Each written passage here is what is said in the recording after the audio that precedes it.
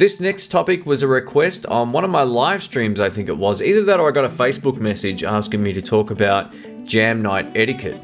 And I guess from a musical perspective more than anything else. We'll start there and then we'll go into some other things as well.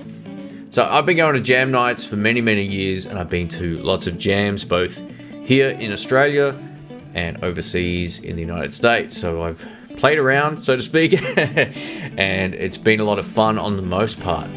Now let's look at this from a guitar player's perspective, or maybe a guitar singer's perspective.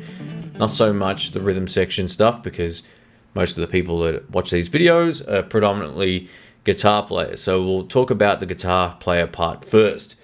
Now, if you're not a singer, your basic job is to complement whoever's singing and playing guitar. If there's two guitar players and a singer, you then have to work your way around in a different way. Now, let's take an example of one guitar player who's also a singer and quite competent, and then you jumping up with them trying to, complement the band. And I say complement rather than just play over the top. So there's one thing I see a lot and it drives me nuts. There can be three guitar players on stage sometimes at a jam, and we'll just take a bumper, bump kind of blues. You got three guitar players doing exactly the same thing. So in my mind, musically, play something else. If there's only two guitar players and one person's doing the bumper or the chunka or the boom titty, that's the country beat. Stay out the way of that. Play something else. And then when they go to do a solo, if they go to do a solo, you play the part they were playing if you can, or play something that approximates it. The worst thing is two guitar players doing the same thing in the same spot all night long. It just drives me nuts. It drives the other players nuts, the more experienced players as well. It's like, get out of the way a little bit. Play something that fits musically with what's going on rather than playing exactly the same thing. But like I said, if they go for a solo, then you've got the freedom to play their part, but don't overcrowd that same feel with guitars. It's not cool. It's just definitely think outside of that box. Just don't play the same thing. Rule number 2 is don't noodle over everything. Don't solo over a vocal ever. Look, if the other guitarist isn't putting in any licks at all when he's singing, feel free to fill it out from time to time, but don't overdo it. Just fill stuff out. Think B.B. King. Put a little lick in here and there, but stay out of the way of the vocals. And my suggestion would be feel out the song, feel out where the vocals are going, and fit within the mix. Just don't put your guitar on 10 and go for it. Like, feel out not only the phrasing style of the singer, but also feel out the volume as well. Another thing to be aware of is always look around. Look at the drummer, look at the bass player, and most importantly, look at the person who's leading the set. If you've got someone who has no concept of leading a set, you're in for a bit of bad luck, but that's just the way that goes. If you're a guitarist and singer with some experience, or you're playing with someone with some experience, then it's going to be a whole lot better. They can help direct the band. Your job as the backup guitar player is never to lead the band unless the singer is looking for some sort of help. And that was just one of those things I've learned over the years.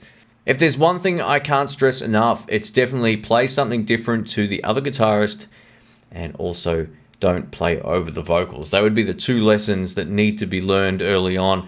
Now, if you're a great and you're a gun guitar player, you can sometimes get away with this stuff, but most singers won't want someone playing over the top of them. And even if they're not a great singer, it gets in the way. So keep that in mind. If you're just there playing guitar, you really need to leave that space and room for them to do their thing comfortably without feeling like they're fighting over the top of you. If you've never sung and played guitar live, they're directing everything. They're usually going to throw you a solo, they're going to tell the band to bring it up and down, all that kind of stuff. So they're doing more than just singing and playing guitar. They're basically leading the set. So as the other guitarist, for example, definitely stay out of the way and compliment them. Even if you're a much stronger guitar player, pull back, play some stuff that's different, make things sound better. When I play with less competent guitar players than myself who are singing and playing guitar, what I generally try to do, my challenge and my goal, is to make the set sound a whole lot better by doing things that would be less predictable in the set of music. Even if we're playing Rock Me Baby for the 9 millionth time, I'm thinking outside of the bag a little bit, and I'm trying to put in feels. And feels, they sound like the same word, but they're not. So feel, F-E-E-L, and feels with an I, to basically make the song sound nicer. The other thing you have to take into consideration too is running a jam night, if it's really busy, isn't always easy. So if you're turning up to a place for the first time, you might not get the ideal set the first time. They don't know you, you don't know them. They might put you up with a bunch of duds, but once they hear you play, the next time you go, someone will go, hey, get him up with me, or get her up with me, or whatever. And the set you'll probably get bumped up knowing that them knowing that you can actually play. So be patient, and I don't think you'll always get the best set every week. This is how jams go. You can be, in your own mind a great player, but it doesn't mean you're always going to get the ideal set. You might have a dud bass player, you might have a dud drummer one week, you might have a great set the week after. I usually say 1 in every 3 jam nights are usually pretty good if you're going there consistently, because you get to know the people, they get to know you, you get to know each individual styles and what you can play competently and all that kind of stuff, and comfortably.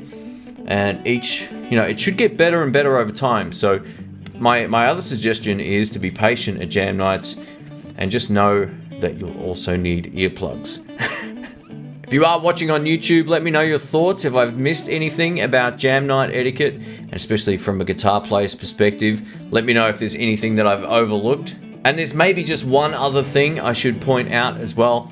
Please bring your own gear. Not everyone wants everybody to use their amplifiers. Wow, even more videos. Check them out. Don't forget to subscribe if you do like the video you just watched, and if you don't, all good. Check out one of these 4, you might enjoy it more.